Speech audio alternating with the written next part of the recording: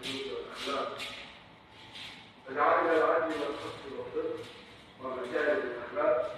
وحقوق الإنسان. هذه القيم العليا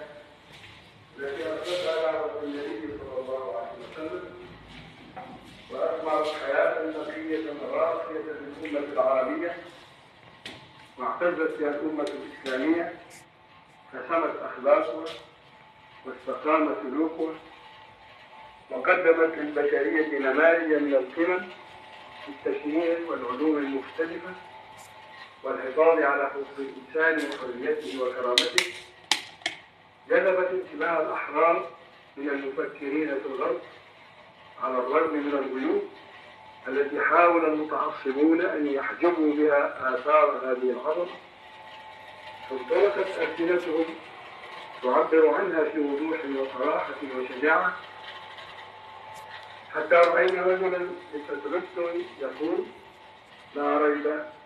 أن هذا النبي من كبار الرجال المصلحين الذين خدموا الهيئة الاجتماعية خدمة جليلة، ويكفي فخرا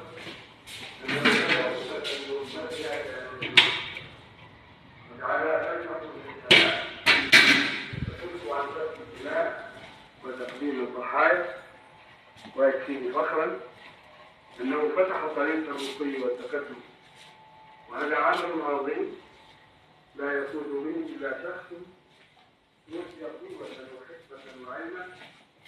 ورجل مثله يدين بالاحترام والإحسان. وحينما نقرأ ما كتبه كالراعي في كتاب الأطفال نقف على مدى الإعجاب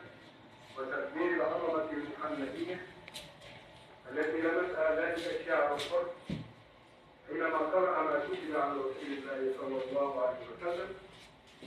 وشعر بالحزن والعار لهؤلاء الذين يسمحون لأنفسهم